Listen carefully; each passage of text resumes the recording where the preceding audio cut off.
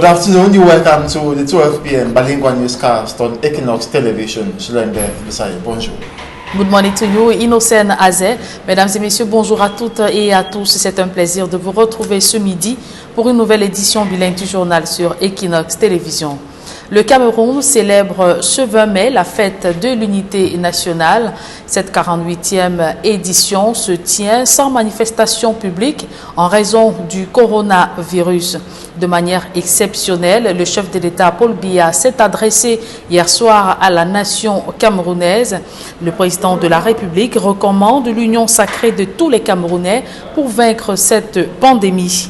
Il promet surtout d'augmenter les ressources nécessaires en cas de besoin en vue d'éradiquer le coronavirus au Cameroun. L'essentiel de son discours, c'est dans ce reportage que signent Dallas Bartel-Tiana et Jean-Paul Chouniat.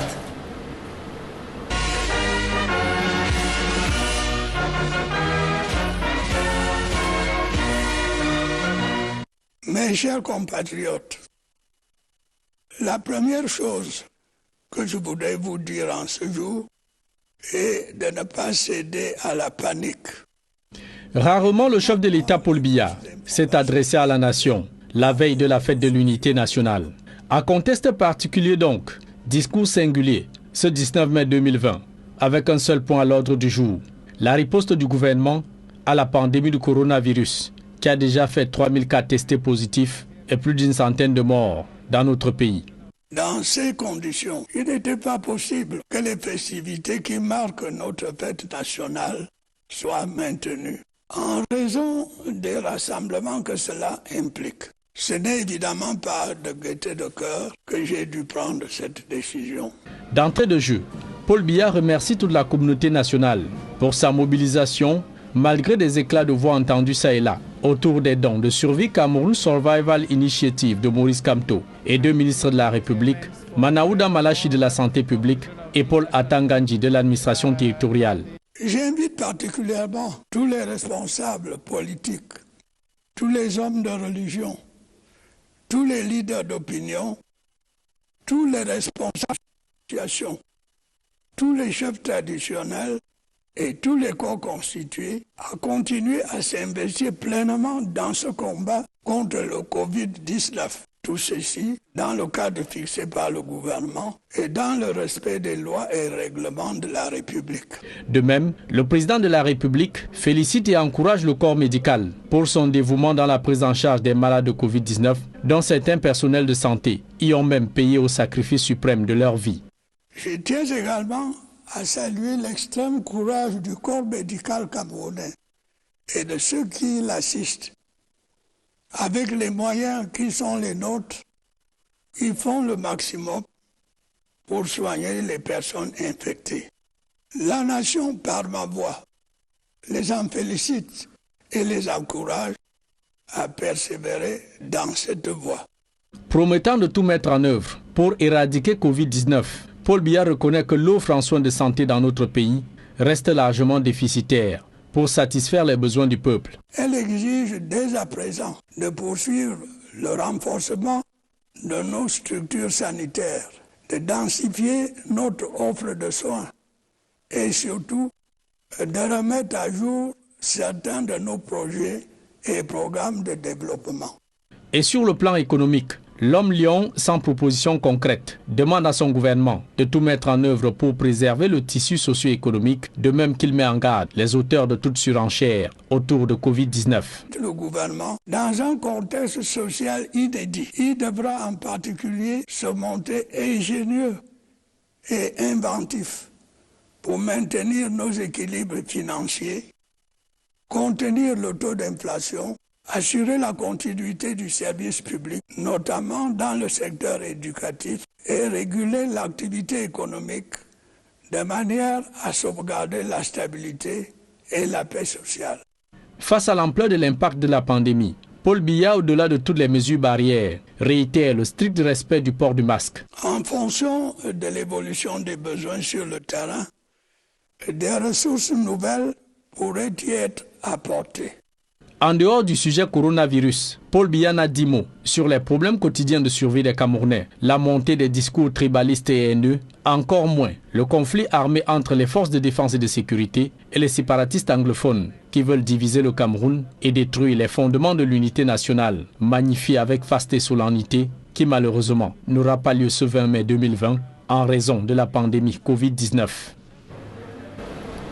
Je vous invite à présent à suivre cette réaction du chef de l'État, Paul Biya, qui appelle à l'union sacrée de tous les Camerounais pour vaincre cette pandémie de coronavirus. C'est un morceau choisi, sélectionné par Jean Pochouniat. Le gouvernement est pleinement conscient de la gravité de la situation et est prêt à prendre toutes les mesures nécessaires. Dès qu'un traitement sera disponible, le nécessaire sera fait pour le mettre à la disposition de nos concitoyens. J'encourage également tous les efforts visant à mettre au point un traitement endogène du Covid-19. Chacun doit se sentir concerné et apporter sa contribution au combat contre la propagation de ce virus. N'oublions pas que la négligence d'une seule personne peut nuire gravement à l'ensemble de la communauté. Ne baissons donc pas la garde. J'en appelle donc à une sorte d'union sacrée de toutes les forces vives de la nation pour combattre la pandémie du coronavirus. Et en réaction au discours du président de la République, les hommes politiques critiquent la non prise en compte des grandes thématiques qui perturbent véritablement l'Union nationale, tandis que les cliniciens, eux, se félicitent d'une sortie présidentielle exclusivement axée sur la pandémie du Covid-19. On voit tout cela dans ce reportage de Kate Diarra et Dallas Tiana. Une fête de l'unité sous fond de perturbations liées au Covid-19, alors que les hommes politiques de l'opposition s'attendaient à le voir s'exprimer sur les grands mots qui minent le Cameroun et nuisent par là même à l'unité nationale si chère à la patrie. Le président de la République, son Excellence Paul Biya, choisit délibérément d'ignorer les thématiques qui fâchent pour se focaliser sur la pandémie de l'heure. Dans un premier temps, j'ai observé que le président de la République a rejoint le SDF en parlant d'une union sacrée autour de la pandémie du Covid-19. Mais malheureusement, le président de la République n'a rien dit de tous les mots, de tous les autres mots qui minent, n'est-ce pas, notre vivre ensemble, à savoir le tribalisme, la guerre dans le nord-ouest, le sud-ouest, la guerre contre Boko Haram. Un sujet sur lequel Jean-Robert Wafo, militant du Social Democratic Front, en charge de la communication du Shadow Cabinet, estime qu'il n'a pas suffisamment été clair et même qu'il a montré les faiblesses et défaillances de son gouvernement. J'observe que puisqu'il a concentré tout son discours sur la Covid-19, je note tout simplement que le président de la République a indirectement relevé la cacophonie gouvernementale en disant qu'il instruit le Premier ministre de reprendre la parole. Ça veut dire tout ce que ça veut dire. Un point de vue diamétralement opposé à celui défendu par Maître Georges Teghem, militant du parti au pouvoir. Trois temps forts. Le premier, c'est l'altruisme de M. le Président de la République qui a rappelé que pour des raisons de Covid-19, il a pensé d'abord aux Camerounais, d'abord à la vie des êtres humains avant de penser à l'unité nationale. Ensuite, la deuxième chose, c'est ce message fort à l'endroit du corps médical. Il fallait apprécier et je pense que dans l'épreuve de guerre, le corps médical est interpellé. Et la troisième chose, c'est le civisme, l'appel à la responsabilité des Camerounais. Pour l'avocat et homme politique, le président, par le canal de son Premier ministre, a toujours géré la crise sanitaire qui paralyse le monde et par là même le Cameroun. Depuis que le Premier ministre, le chef du gouvernement communique, il dit toujours sur instruction chef de l'État. Donc c'est toujours lui qui dirige la politique de la nation et le Premier ministre l'implémente. Donc il n'a pas attendu simplement, il a fait un discours, il a choisi le moment le plus indiqué, qui est celui de la veille de la fête de l'unité, symbole fort du Cameroun de demain. Sur la question de savoir pourquoi c'est à la veille de la fête de l'unité que le président choisit enfin de s'exprimer sur la pandémie, Georges Teghem répond. En ce moment, moi je pense que la guerre sanitaire, l'heure est grave. Et je pense que ça a un peu si vous voulez, faire éviter les autres les micro-problèmes que connaissent le Cameroun. Il est vrai que l'unité nationale est un construit permanent.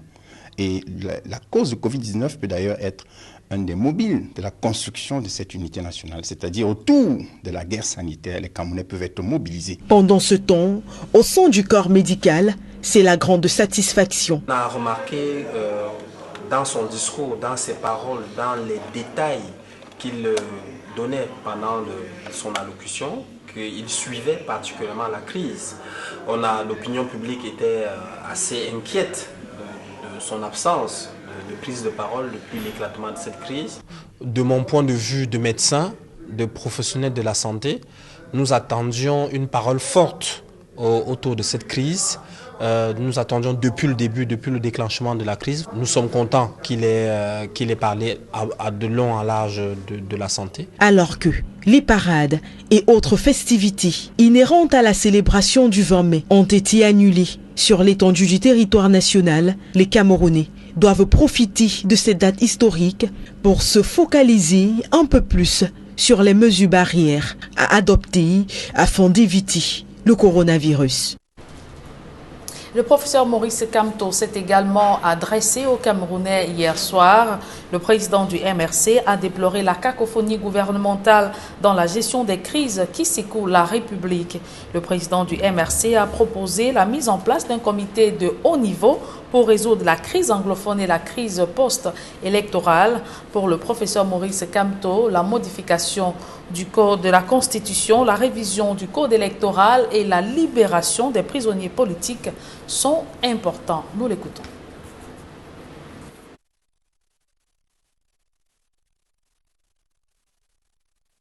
Mes chers compatriotes, vous conviendrez avec moi que l'unité de notre peuple et de notre nation est en péril dans ce contexte d'incertitude et de turbulence. Même le gouvernement ne donne pas à voir une cohésion, ne serait-ce que de façade, tellement il est traversé de part en part de clivages que crée entre ses membres la guerre de succession à la tête de l'État.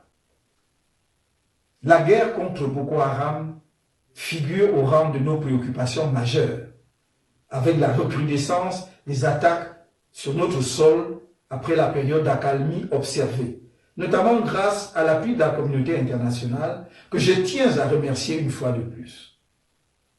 Je renouvelle l'expression de ma sympathie émue aux familles des victimes de cette autre guerre et mes vœux prompts de rétablissement aux blessés ainsi qu'un retour à une vie normale des populations des zones concernées.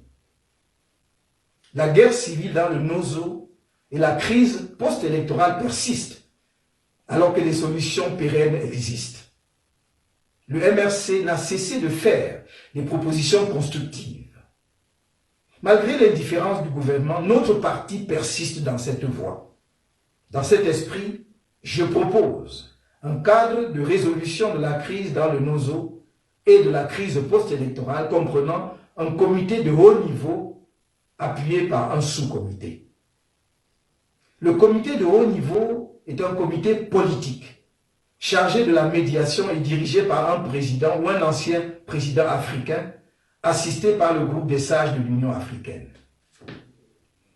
Le comité devrait, après consultation du gouvernement camerounais et tous les principaux protagonistes, y compris ceux en détention, œuvrer pour la mise en place de mécanismes visant à arrêter immédiatement la violence et sa résurgence. Ces mécanismes devraient bénéficier du soutien de la communauté internationale, tant au plan politique qu'au plan technique et financier. D'ores et déjà, je lance un appel pour un cessez-le-feu, même provisoire, à convenir sans délai entre les protagonistes du conflit armé avec l'assistance de l'ONU et de l'Union africaine. Il s'agit d'un acte qui grandira toutes les parties belligérantes, d'un acte vital, car il permettra d'alléger les souffrances de nos pauvres populations, de créer les conditions de la mise en place du cadre des discussions et, dans le contexte actuel de Covid-19, de porter une assistance adéquate aux populations des deux régions où la pandémie est désormais en recrudescence. En même temps que le cessez-le-feu, s'impose la libération de tous les prisonniers incarcérés dans le cadre de la crise anglophone dont M. Sisikou Ayuk Tabé et ses partisans, et dans le cadre de la crise post-électorale, les 15 prisonniers d'opinion militants du MRC, dont le premier vice-président de notre parti, M. Mamadou Yakuba Mota. Le sous-comité est un organe technique chargé de l'élaboration des principaux projets de texte à soumettre aux discussions et à l'approbation du comité politique. Donc, un projet de modification de la Constitution ou d'une nouvelle Constitution et un projet de modification du Code électoral. Et cette réaction du professeur Maurice Kamto, président national du Mouvement pour la Renaissance du Cameroun, met un terme à la première partie de ce journal. La seconde est en langue de Shakespeare avec vous, Innocent Azé. Good day once again. Good day once more, Julien, and to our viewers. Good day as well. Thanks for staying with us. Today is May 20th, National Unity Day. The 48th edition comes in the context of the health crisis, the COVID-19 pandemic, and when the President of the Republic, Paul Biya, had banned the public celebration while addressing the nation on the situation of the COVID-19. Yesterday, the President of the Republic of Cameroon, Paul Biya, calls on all to put hands together to conquer the pandemic, which has adversely affected the economy of the country. He knows that the coronavirus is very much controllable. Summary in the following report. The President of the Republic of Cameroon appears for the first time in public to address the COVID-19 pandemic situation. I usually do not address you on the eve of our National Day. In his address to the nation, he admitted the fact that the health crisis has adversely affected the country's economy. We will have to return subsequently to the path of growth while ensuring that jobs are preserved as much as possible during this period of uncertainty and difficulty. I urge the government to continue to mobilize as it has been doing since the outbreak of this health crisis. In an unprecedented social context, it should in particular be resourceful and inventive to maintain our financial balances, contain the rate of inflation, ensure the continuity of public service, especially in the education sector, and regulate economic activity so as to safeguard social stability and peace. And that, health-wise, the pandemic remains controllable. We will therefore spare no effort to check the spread of the virus and reduce the mortality rate resulting from the pandemic. COVID-19 will undoubtedly mark a turning point in the functioning of our society. It requires that we continue to strengthen our health facilities, scale up our health care services, and above all, update some of our development projects and programs. In the face of this ordeal, our health system must be more efficient. The other diseases affecting Cameroonians just as much must not be neglected. The same should apply to the routine immunization program. That is why specialized COVID-19 treatment centers have been set up in Yaoundé and Douala. Others are being established in regional and divisional quarters. The man many have been awaiting to address the health crisis, while thanking all who have contributed in the fight against COVID-19, urges Cameroonians to believe in his government, assuring determination to conquer the coronavirus with continuous assistance of each and every compatriot. These relief measures do not exempt us from complying with barrier gestures, particularly the wearing of face masks in public places, as well as the ban on public gatherings. aimed at checking the spread of the pandemic. I therefore call on Cameroonians to have trust in public authorities. The government is fully aware of the gravity of the situation and is prepared to take all necessary measures. I know I can once again count on your patriotic spirit, your sense of responsibility, and your courage to enable us to collectively overcome this scourge that is affecting the entire planet. President Paul Biya did not end his COVID-19 speech without showing concern to families of victims of this COVID-19 and those tested positive, while exhorting all to shun stigmatization of patients. I would now avail myself of this opportunity to extend my sympathy to the families that have lost loved ones to this terrible disease. I extend my heartfelt encouragement to patients admitted to our hospitals and with them a speedy recovery. I also call on those who have tested positive to strictly adhere to the rules of confinement. We should bear in mind that negligence by a single individual can seriously harm the entire community. We should therefore not be complacent. I also wish to hail the courage of Cameroonian health professionals and those assisting them. The President of the Republic was open-minded, clearly stating, health of compatriots, this tough moment is his preoccupation. That the government, at my behest, is doing its utmost to bail us out of this serious health crisis. West Ghost Town, eve of the National Unity Day in the two English-speaking regions of the country. In Bamenda in particular, gunshots were heard, sending the population indoors. Threats from separatist fighters to frustrate any form of celebration to mark 20th May, the National Unity Day. Smanjikan Gabriel takes a picture of the town of Bamenda yesterday.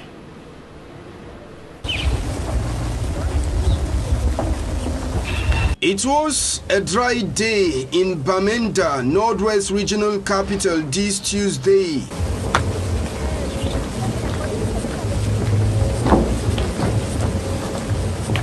Inhabitants of some neighborhoods decided to stay back at home after they heard gunshots in Bamenda for the second consecutive night. Even private or commercial cars alongside commercial motorcycles were off the road.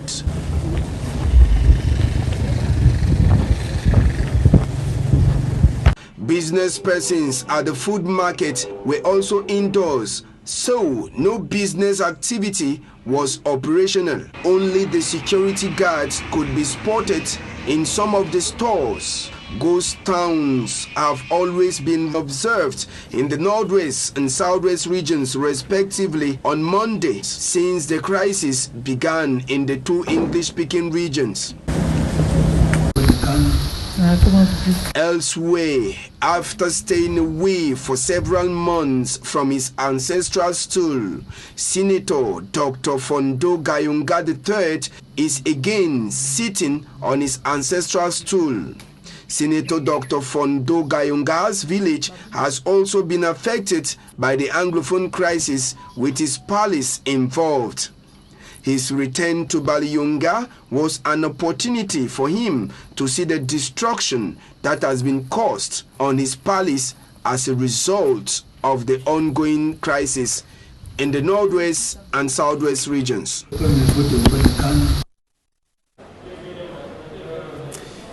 And the traditional ruler of Minkang II, that's in the south region of the country, has rejected COVID-19 gift donated by the President of the Republic in front of the Senior Divisional Officer of Villa. The traditional ruler says the items were insufficient for those who are in need of the kits to fight against the COVID-19 or to limit spread of the coronavirus. Details will inform me, Armstrong Sander. At the office of the Divisional Officer for Ebolova 1 Subdivision in the South region of Cameroon, traditional rulers are lined up to receive COVID-19 preventive equipment sent by President Paul Biya. The custodians of the tradition of the people of the South region have come from different parts of the administrative unit, but their mindsets are not the same. Passing one after the other in front of the senior divisional officer for Dimvilla, they are given 3 buckets, 17 face masks and a carton of savon each for their respective villages. Et ne veut en perdre aucun porter ce message d'espoir qui voudrait qu'en respectant les mesures barrières. While others receive without speaking their minds, the turn of the chief of Minka village burst the silence. The traditional ruler, after getting 3 buckets, 17 face masks and a carton of savon for his entire Minka village, openly told the senior divisional officer for Nimvilla that the items were largely insufficient.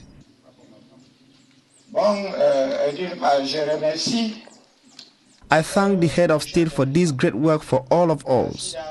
I am at the interior of this country, at the border between Ebolova and Kribi.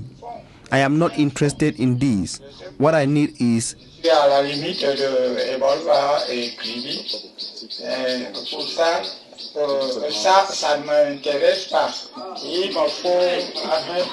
the senior divisional officer is provoked by his comment and in an angry tone threatens to dethrone him from position of traditional ruler.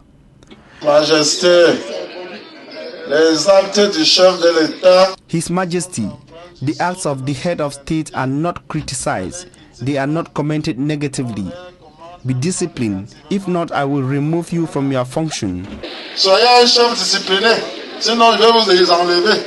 The SDO for the Villa Division further insists that a gift from the president is never rejected, nor commented negatively. He thinks the traditional ruler who opted to speak the reality vis-a-vis the quantity of goods received and the number of people in his village is not a good example. Apart from the traditional ruler of Minka village in the South region, complaints on the quantity of the presidential items vis-a-vis the number of people to benefit have been recorded in many parts of Cameroon. Others, like the syndicates of the councils of Noon in the West region of Cameroon, in a letter to President Paul Biya, said the Cameroonian people at this stage of the COVID-19 pandemic needed more than face masks, savon and bucket. The COVID-19 preventive kits were also distributed to heads of some school establishments in Ebolova in order to enable them better prepare for the resumption of classes. The presidential COVID-19 preventive kit, worth 2 billion francs CFE, are being distributed in the 360 subdivisions across the Republic of Cameroon. And that's it for this 12 p.m. bilingual newscast on Equinox Television. Thanks so much for watching. Do have a wonderful day. Bonne journée à vous. Je vous souhaite également une très belle journée, Innocent Azé, surtout bonne fête de l'unité nationale. Mesdames et messieurs, merci d'avoir suivi cette édition bilingue du journal. Retrouvez juste après toute l'équipe de Quotidien Santé.